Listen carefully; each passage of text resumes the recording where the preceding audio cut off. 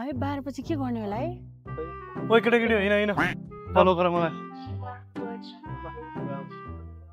दही पानीपुरी गरिदिनु त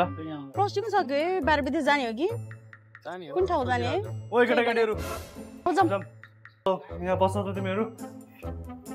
यहाँ बस्छ दही 3 कप चिया गरिदिनु त बाहिर जाने हो कि केटाकेटीहरु जाने जानुपर्छ पहिला अहिले चाहिँ चिया खानु अनि केही समोसा पाउहरु के खाने तिमीहरु यो सुभाषले त हामीले कता कता घुमाइराख्छ 12 बजे जानेको यसो पाराले हामी जान सक्छौं त त्यही पनि कता कता घुमाइराख्छ भने त ए केटाकेटी फेरि पछाड्यो छिटो आउन के गरिरहेको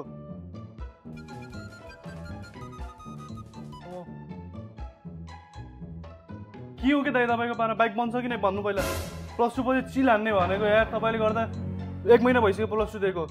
घुम्ने भनेको केही पनि छैन हो कि केटाकेटी हाम्रो प्लान थियो कि नै जाने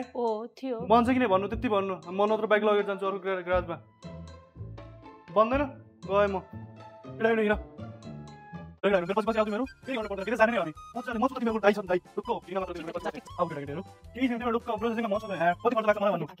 थाकी तिमीहरु थाकी आइछ बस न त आउ यहाँ बस भर्खर चिया खाएको थाकी आउ ल बस आरामले बस रेस्ट गर के छ म बाहिर जानु पर्ने काम छ साच्चै मेरो पनि छ भाइ म पनि जान्छु तिमीसँग मेरो पनि छ हैन बाहिर जाने भनेको हैन मेरो हाम्रो एकदम काम छ के बल्ल बिचा छुट्यो है यसले त कता कता डुलाएर मात्रै छोड्यो भने त्यही भने बाहिर विदेशको बाहिर विदेश जाने भने यसको पाराले जाँदैन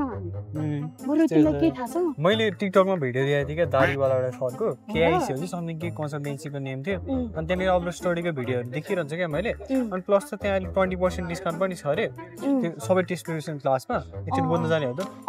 केआइसी मैले पनि देखाएको थिएँ टिकटकमा जाम एकचोटि बुझौँ सुभाषको भर पनि पर्दैन बरु हामी दुईजना बुझेरै गरौँला नि त है KIC क्यानाडा अस्ट्रेलिया हुन्छ बेलायत नि